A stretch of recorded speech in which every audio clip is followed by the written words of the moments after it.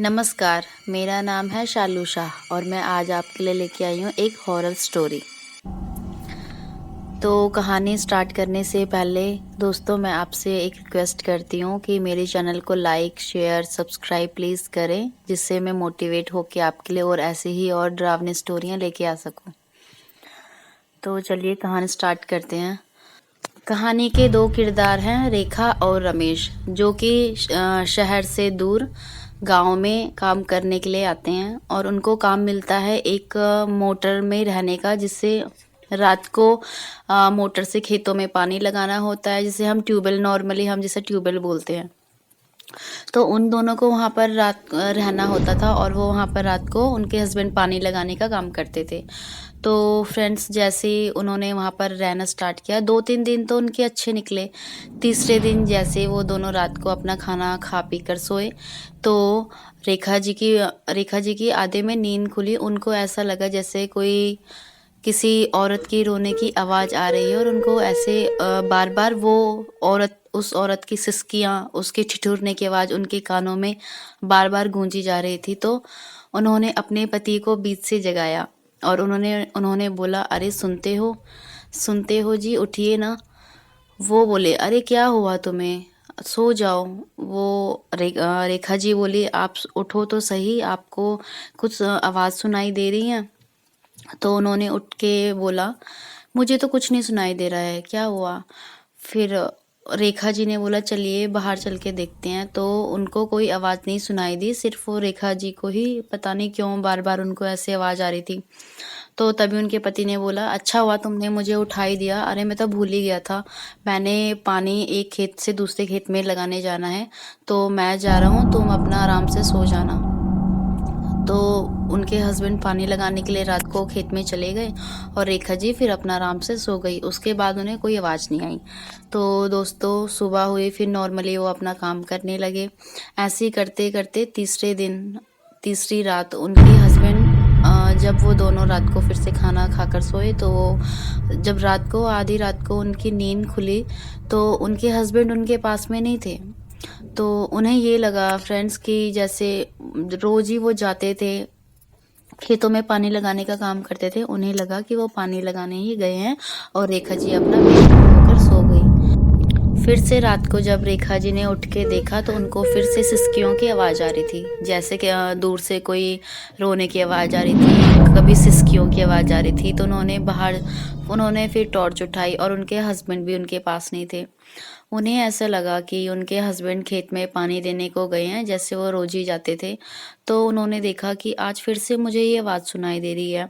तो उन्होंने टॉर्च उठाई और वो बाहर की तरफ देखने लगी। अब मोटर में सिर्फ एक ही कमरा था।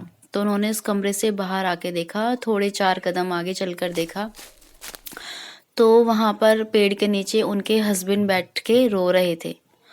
तो उन्होंने उनके आँखों में जब टॉर्च मारी, उनकी आँखों में टॉर्च की रोशनी पड़ी, तो उन्होंने सीधे उनकी आँखें देखी, तो उनकी आँखें पेड़ की तरफ ऊपर को हैं और वो ऊपर लगातार देखे जा रहे हैं।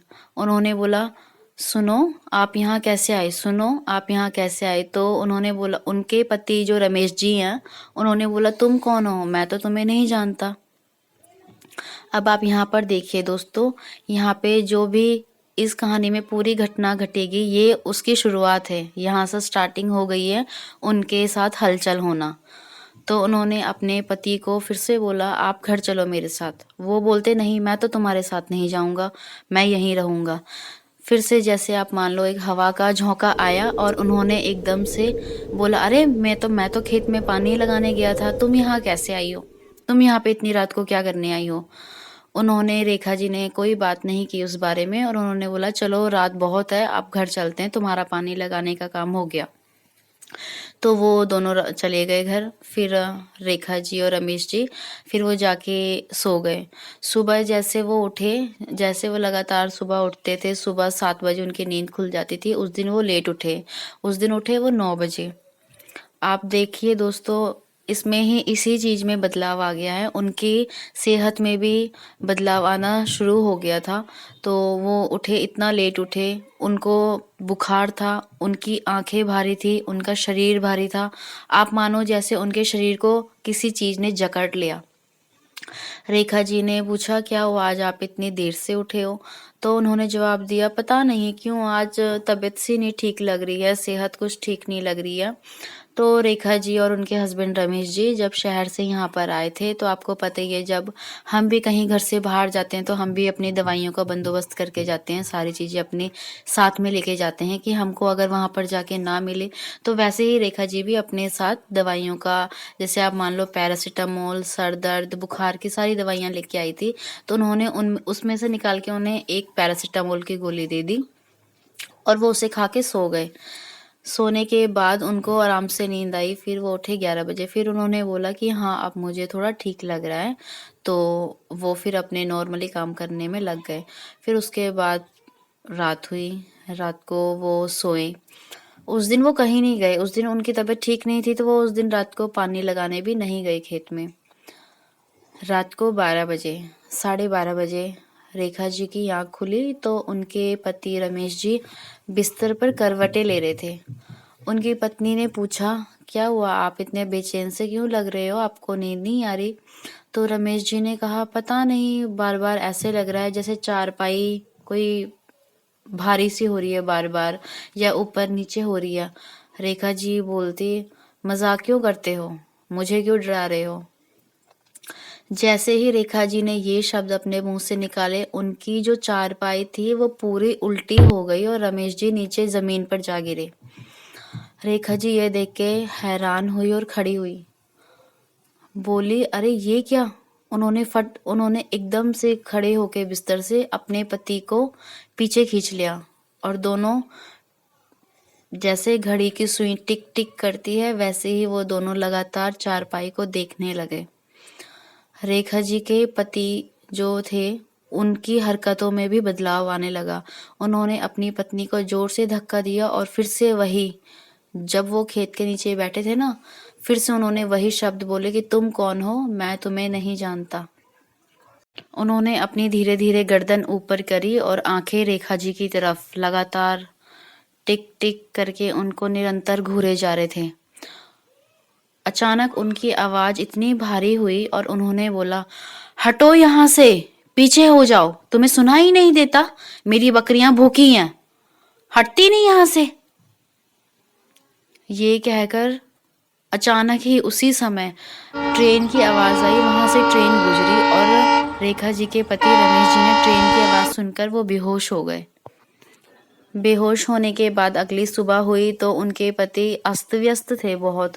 ना उनको खाना खाने का अपना पता था, ना उनको किसी चीज का, जैसे कि कहते हैं ना कि कोई चीज अपने ऊपर हावी हो जाए तो बंदे का दिमाग, शरीर, अपनी बॉडी कुछ भी अपना काबू में नहीं रहता और वो जो इंसान इतना मतलब वो भारीपन महसूस करता है, उसको ये नहीं लगता कि मतलब मैं सही हूँ। तो दो वो रोज ही रात को मोटर में उनका पानी लगा, खेतों में पानी छोड़ने का काम था, लेकिन वो 2 दिन से नहीं जा रहे थे क्योंकि उनकी तबीयत भी ठीक नहीं थी और उनकी पत्नी ने भी उन्हें नहीं बोला कि आप खेत पर पानी लगाने जाओ, क्योंकि वो भी समझ चुकी थी कि इनके ऊपर किसी न किसी बुरी चीज का साया है और ये इनकी सेहत बिल्कुल भी ठीक नहीं है। तो दोस्तों 2 दिन तो ऐसे निकल गए। तीसरी रात जब रेखा जी ने उस दिन जल्दी ही खाना पीना कर लिया और उन्होंने इसलिए उस दिन 6 बजे उन्होंने आप वो जल्दी ही खाना खा लेते थे नॉर्मली 7 बजे तक, लेकिन उन्होंने उस दिन 6 बजे ही खाना खा लिया। उन्हें ये लगा कि चलो आज ये ज़्यादा आराम कर लेंगे, आराम से सो जाएंगे। जल्दी खाना खा के अपना दोनों हस्बैंड वाइफ लेट गए। जब रात को 12 बजे तो उन्होंने फिर से रेखा जी की आंख 12 बजे खुली। उन्होंने देखा कि फिर उनके पति अस्त व्यस्त थे, वो फिर से वैसे ही करवटें बदल रहे थे। कभी वो उनकी सांस फूल रही थी, कभी उन्हें पसीना आ रहा था। तो उन्होंने अपनी पत्नी को बोला, रेखा, रेखा सुनती हो? उन्होंने देखा उनकी तरफ पलट के, बोली, क्या हुआ, आपकी तबीयत ठीक नहीं है? तो उन्होंने बोला कि तुम मुझे फिर से वही दवाई दे दो, मुझे ठीक नहीं लग रहा है, मुझे बुखार सा लग रहा है। तो रेखा ने बोला, आप यहीं पर ही रुको, मैं आपको दवाई देती हूँ। तो वो खड़ी हुई, उन्होंने उनको अपने पति को दवाई दी और कहा, आप आराम कर लीजिए। इतने में ही रेखा जी की आंख भी लग गई और दोनों सो गए, उनके पति भी सो गए दवाई लेके। 3:30 बजे रेखा जी उठी। उन्होंने देखा कि बेसिकली आपको पता ही है कि जैसे अगर हस्बैंड वाइफ दोनों साथ में सो रहे हैं और अगर एक की भी तबीयत ठीक ना हो तो दूसरे को टेंशन, तो वो चिंता में थी कि पता नहीं इनको क्या हो गया, इसलिए उनको सही से नींद नहीं आ रही थी। तो उन्होंने 3:30 बजे उनकी आँख खोली, उन्होंने पलट के देखा तो रमेश जी वहाँ पर नहीं थे। वो फिर से उठी, पहले वो 2 मिनट बैठी, सोचा ये क्या हुआ, अब ये कहाँ चले गए, फिर से तो नहीं कहीं कोई चीज़ इनके ऊपर हावी हो गई, अब मैं अकेली हूँ यहाँ पर, क्या करूँगी, कैसे करूँगी। उन्होंने टॉर्च उठाई और वो उनको फिर से ढूंढने लगी। जैसे कि उस दिन उन्होंने देखा था कि उनके पति पेड़ के नीचे बैठे थे, वो सबसे पहले पेड़ के नीचे ही गई, वहाँ पर उनके पति नहीं थे। वहीं 2 से 3 खेत छोड़ के रेल की पटरी लगती थी। रेखा जी ढूंढते ढूंढते गई खेतों के बीच से, उन्होंने जब सीधी टॉर्च मारी तो रेल की पटरी पर टॉर्च गई और उन्होंने देखा कि वहां पर कोई लेटा हुआ है, कोई व्यक्ति, मान लो कोई इंसान वहां पर लेटा हुआ है। और वो इतनी तेजी से भागी क्योंकि उनके मन में तब यही चल रहा था कि उनके पति नहीं है उनके साथ, वो कहीं वो तो नहीं वहां लेटे हुए। और वो इतनी तेजी से गई, उन्होंने जाकर देखा वहां पर तो उनके पति बिल्कुल सीधे वहां पर लेटे हुए पटरी पर। जब उन्होंने अपने पति का हाथ पकड़ा और बोला, सुनो तुम यहाँ पर ऐसे कैसे लेटे हो, चलो मेरे साथ घर चलो। तो उनके पति ने जवाब दिया, वही महिला जो पहले उन पर हावी हुई थी, फिर से वही महिला। उनकी पति उसकी आवाज में बोले, तुम यहाँ फिर से आ गई मुझे परेशान करने, तुम जाओ यहाँ से, मैं इसको अपने साथ ही लेकर जाऊंगी। रेखा जी फिर से, आप चलिए मेरे साथ घर चलिए, आप मेरे साथ यहाँ से उठिए चलिए। रेखा जी के पति ने, रमेश जी ने रेखा जी को धक्का दिया, मानो उन पर इतना जोश था कि उन्होंने रेखा जी को इतनी जोर से धक्का दिया कि वो खेत में जाकर गिरी। वो फिर से खड़ी होकर फिर से आई और वो, आप ये मानिए कि वो जैसे तैसे करके पूरी जान लगाकर अपने पति को खींच कर घर लेके आई हैं। और घर पर आकर वो बैठे रहे चुपचाप, उन्होंने कुछ नहीं बोला, ना कुछ रेखा जी से बात करी। और वो फिर 2 मिनट जैसे आए, 2 मिनट बैठे और बैठने के बाद बोले, मुझे घास काटने जाना है, तुम्हें सुनाई नहीं देता, तुम मुझे वहां से खींचकर क्यों लेके आई। रेखा जी ने अपने पति से कोई बात नहीं की क्योंकि वो समझ चुकी थी कि मेरा अब इनके साथ कुछ भी बोलना व्यर्थ है, क्योंकि इन पर कोई चीज पूरी तरीके से अंदर तक इनके रूह पर वो काबू कर चुकी है। जैसे तैसे रेखा जी की रात गुजरी और सुबह होते ही उन्होंने अपने भतीजे जगदीश को फोन लगाया, जो कि गांव में रहता था। उन्होंने अपनी सारी व्यथा, सारी भी जो भी इतने दिनों से उनके साथ घटनाएं हो रही थी, उन्होंने सारा कुछ अपने भतीजे को बताया। और उन्होंने कहा, रेखा जी ने कहा कि अब तुम मेरी मदद करो, तुम वहां से अपने साथ किसी को भी लेके आओ, लेकिन हम यहाँ पे ज़्यादा टाइम नहीं रह सकते, क्योंकि तुम्हारे जो है चाचा जी की तबीयत बहुत ही खराब है, उनके ऊपर रात को बार बार कोई चीज हावी हो जाती है और मैं यहाँ अकेली हूँ, मैं किसी की मदद नहीं ले सकती। जगदीश अपने साथ पंडित जी को लेके आया, जो बालाजी के मंदिर में पूजा पाठ करते थे। तो वो अगले दिन वहां आए, सुबह सुबह 5 बजे जगदीश अपने साथ पंडित जी को लेके आ गया। तो जब वो पंडित जी उनके कमरे में आए तो उन्होंने उनके सबसे पहली नज़र उन्होंने उनके पति रमेश जी के ऊपर देखा। वो उसी समय उनको ये अंदाजा, मान लो उनको ये एहसास हो गया कि इस बंदे का, इस इंसान का शरीर का रोम रोम और सिर से लेके पांव तक किसी चीज के कब्जे में है और पूरा ही उस इंसान का शरीर जकड़ा हुआ है। उन्होंने फिर सारा दिन ऐसे निकाला आपस में, उन्होंने रेखा जी से सारी बात की, सारा उन्होंने पूछा कि क्या है क्या नहीं इनके साथ, जो भी घटनाएं चल रही हैं। उन्होंने शाम को 5 बजे से अपनी पूजा शुरू करी और कमरे का, जो आपको तो पता ही है एक ही कमरा था मोटर में, तो उन्होंने कमरे का गेट बंद कर लिया। उनके पति भी अंदर ही थे, वो उस समय बिल्कुल ही शांत थे।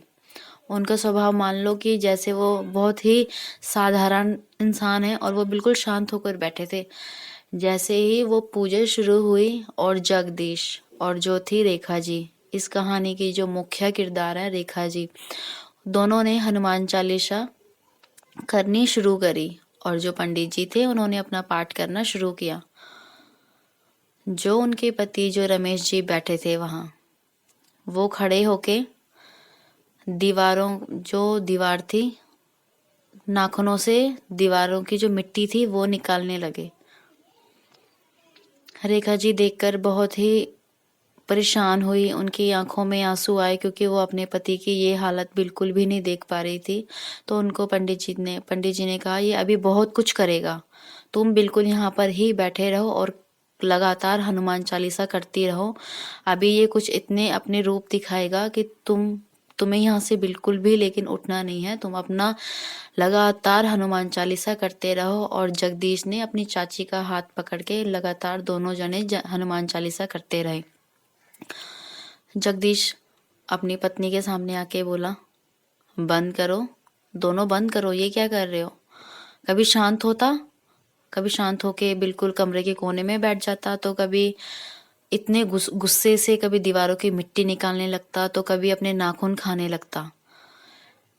कभी बोलता, मुझे बाहर जाना है, मुझे खेतों में पानी लगाने जाना है। रेखा, तुम्हें तो पता ही है मुझे बाहर जाना है, मुझे बाहर जाने दो, हमारा तो काम ही यही है, तुम अपना पूजा पाठ करो लेकिन मुझे तो जाने दो।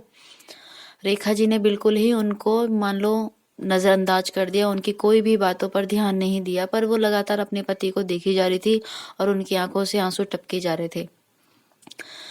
पंडित जी लगातार अपना पाठ करते गए। उन्होंने अपना जो वो जल लेके आए थे साथ में, पवित्र जल था, उन्होंने 2 छींटे वो रमेश के ऊपर डाले और वो सीधे ही आके पंडित जी के पास बैठ गया, बिल्कुल उनके आमने सामने, जैसे कहते हैं ना पालती मारकर, वैसे बैठ गया और उनकी आंखों में आंखें डालकर वो महिला फिर से बोली, जो फिर से रमेश जी के ऊपर हावी हुई, तू यहाँ क्यों आया है?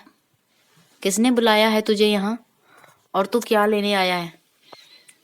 पंडित जी बोले, तू बता पहले, तू कहाँ से आई है इसके अंदर और तूने इसको क्यों अपने वश में करा हुआ है? मैं तो इसको अपने साथ ही लेकर जाऊंगी, चाहे तू कुछ मर्जी कर ले, चाहे तू कितने अपने पाठ करवा ले, मैं तो इसको साथ ही लेकर जाऊंगी।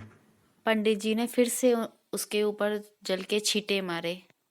मुझे छोड़ दो, मुझे जाने दो, मैंने तुम्हारा क्या बिगाड़ा है? पंडित जी ने बोला, तू बता पहले, तूने इसके शरीर को क्यों वश में किया है? और वो बोली, मैं यहाँ पहले रहती थी, जिस जगह पर ये अब रह रहे हैं यहाँ पर पहले मैं रहती थी और यहाँ मेरी बकरियां होती थी और वो यहाँ घास चरने जाती। वहाँ से एक रेल की पटरी लगती है और मैं रेल की पटरी पर जा बैठी। वहाँ से ट्रेन गुजर रही थी और मुझे बिल्कुल भी नहीं अंदाजा था कि यहाँ पर से ट्रेन गुजरने वाली है, ना वहाँ कोई शोर।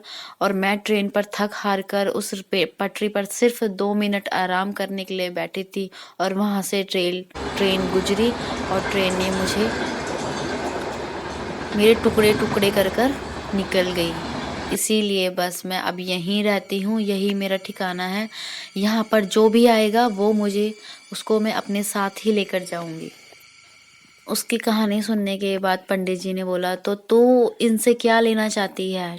इनकी तो इसमें कोई गलती नहीं है और ये तो तुझे जानते तक भी नहीं है, तो इन लोगों को बेवजह परेशान करिए। ये दोनों पति पत्नी तो अपना यहाँ पर काम करने आए हैं, इन्होंने तो ना तेरा कुछ बिगाड़ा और ना यहाँ पर ये किसी को जानते, तो इनको क्यों परेशान कर रही है? ऐसे ही सुबह के 4 बजे तक लगातार पूजा चलती रही। कभी वो उनके पति कभी दीवार पर अपना सिर मारते, तो कभी शांत होकर कहते, रेखा मुझे पानी लगाने के लिए खेत पर जाने दो। ऐसे ही कभी वो फर्श पर गिरते, कभी रोते। ऐसे ही रात भर लगातार पूजा चलती रही और वो रेखा जी और जगदीश, उनका भतीजा, लगातार हनुमान चालीसा करते रहे। और हनुमान चालीसा जब समाप्त हुई तो उनके पति फिर से बेहोश होकर जमीन पर गिर पड़े।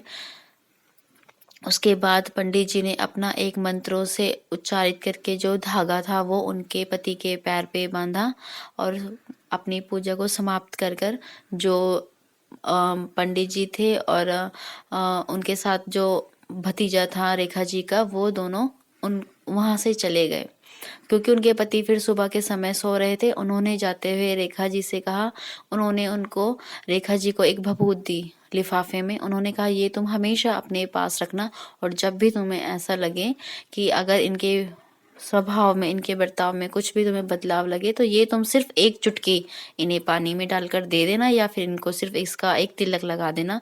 तुम्हारे पति को कुछ नहीं होगा। आज के बाद वो स्त्री या वो महिला इनके बिल्कुल भी आसपास नहीं आएगी। अब वो इनसे बहुत दूर जा चुकी है। रेखा जी ने पंडित को तहे दिल से धन्यवाद कर कर उनके पैरों में उनके चरण स्पर्श कर कर कहा, पंडित जी, अगर आप यहाँ नहीं आते तो पता नहीं आज हमारा क्या होता, मेरे पति का क्या होता, ये ठीक भी हो पाते या नहीं। उन्होंने रेखा जी ने अपने भतीजे का भी धन्यवाद किया और जाते हुए बोला कि चाची जी, आपके लिए ये जगह बिल्कुल भी सुरक्षित नहीं है। आपके लिए पहले चाचा की जिंदगी और अपनी है, तो आप लोग यहाँ से काम छोड़कर और अपने जहाँ आप पहले काम करते थे आप वहीं चले जाइए। तो पंडित जी और जो उनका भतीजा था जगदीश, वो दोनों चले गए। तो जब उनके पति उठे तो उनको ऐसा महसूस हुआ कि बिल्कुल उनका शरीर जैसे किसी भयंकर बुखार से तप रहा था, और अब जाकर उनको राहत मिली है। तो उन्होंने अपनी पत्नी को कहा, रेखा को, अरे सुनती हो, मुझे एक कप चाय बना के देना। तो उनकी पत्नी बोली, अब आपको ठीक लग रहा है, अब आपकी सेहत ठीक है?